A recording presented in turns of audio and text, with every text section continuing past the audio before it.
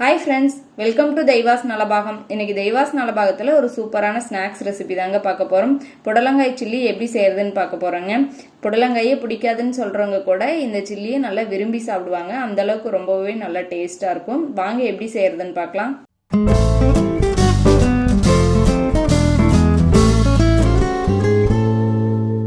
First இந்த recipe பண்ணுறதுக்கு நான் இந்த மாதிரி புடலங்காய் எடுத்து வச்சுருக்கேன்.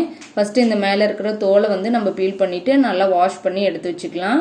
இந்த அளவுக்கு நல்லா எடுத்தாச்சு. இப்போ இதை நம்ம கட் பண்ணிக்கலாம். முன்னாடி இருக்கிற காம்பை கட் பண்ணிவிட்டு நம்ம இந்த மாதிரி ரொம்ப மெல்லிசாவும் கட் பண்ணக்கூடாது, ரொம்ப திக்காவும் இல்லாமல் ஒரு 1/4 இன்ச் வர மாதிரி இந்த மாதிரி நம்ம திக்னஸில் கட் பண்ணி எடுத்துக்கணும். இது போல் கட் பண்ணிக்கோங்க. இந்த மாதிரி திக்னஸ் சரியாக இருக்கும். இது போல் எல்லா காயும் இது மாதிரி நம்ம கட் பண்ணிக்கலாம். இப்போ எல்லாத்தையும் கட் பண்ணியாச்சு. இப்போ சென்டரில் இருக்கிற சீடை நம்ம இது போல் வெளியே எடுத்துட்டு நீட்டாக க்ளீன் பண்ணி எடுத்துக்கலாம். இது போல் எல்லா விதையும் எடுத்து நம்ம ரெடியாக வச்சாச்சு. இப்போ மசாலா சேர்த்துக்கலாம். இப்போ இதில் 1 டேபிள் ஸ்பூன் கடலை மாவு, 1 டேபிள் ஸ்பூன் மைதா மாவு, 1 table spoon cornflour, 1 table spoon அரிசி மாவு, 1/2 டீஸ்பூன் அளவுக்கு வரமிளகாய் தூள், 3/4 டீஸ்பூன் அளவுக்கு நான் கறி மசால் தூள் எடுத்திருக்கேன் சேர்த்துட்டு, இது கூட தேவையான அளவு உப்பு சேர்த்துட்டு, ஒரு 1/2 டீஸ்பூன் அளவுக்கு லெமன் ஜூஸ் சேர்த்துக்கோங்க.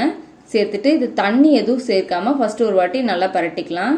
இது கூட 1 டீஸ்பூன் அளவுக்கு இஞ்சி பூண்டு விழுது சேர்த்துக்கோங்க.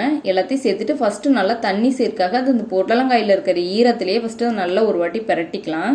இந்த அளவுக்கு நல்லா பரட்டினதுக்கப்புறம் கொஞ்சம் கொஞ்சமாக தண்ணி தெளிச்சுட்டு இதை நல்லா அப்படியே நல்லா பேஸ்ட் மாதிரி நம்ம சில்லி போடுறதுக்கு நம்ம நல்லா பரட்டி எடுத்துக்கலாம். பாருங்கள், இந்த மாதிரி இருக்கும். நம்ம பிசைய இது ஒரு மாதிரி தண்ணி விட்டு வரதான் செய்யும்.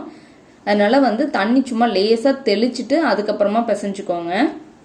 இப்போ எண்ணெய் நல்லா பொரிக்கிறதுக்கு காஞ்சிட்ருக்கு. இப்போ நல்லா சூடான எண்ணெயில் ஒவ்வொன்றா போட்டு நம்ம பொரிச்சு எடுத்துடலாம். நம்ம இது ஊற வைக்கலாம் தேவையில்லை, இன்ஸ்டண்ட்டாகவே நம்ம போட்டு பொரிக்க ஆரம்பிச்சிடலாம். நல்லா போட்டுட்டு நல்லா கலந்து விட்டு நல்லா உள்ளே இருக்கிற புடலங்காய் சீக்கிரமாகவே இது ரெடி ஆயிரும். உள்ளே இருக்கிற புடலங்காய் மேலே இருக்கிற மாவில் நல்லா கிறிஸ்பியானோடனே இதை நம்ம வெளியே எடுத்துடலாம். எடுத்து பார்த்தாவே தெரியும் நம்மளுக்கு நல்லா அந்த சவுண்டு. அவ்வளோதான். இப்போ வெளியே எடுத்துடலாம். அவ்வளோதான். மேலே கொஞ்சம் கார்னிஷிங்க்கு கருவேப்பிலை பொரிச்சு மேலே சேர்த்துக்கலாம். அவ்வளோதாங்க. சூப்பரான நம்ம புடலங்காய் ரிங்ஸ் ரெடி ஆயிடுச்சு. நீங்களும் செஞ்சு பார்த்துட்டு எப்படி வந்துச்சுன்னு சொல்லிட்டு சொல்லுங்கள். உங்களுக்கு பிடிச்சிருந்துச்சுன்னா லைக் பண்ணுங்கள், ஷேர் பண்ணுங்கள். நம்ம தெய்வாஸ் நலபாகம் சேனலுக்கு சப்ஸ்கிரைப் பண்ணிக்கோங்க.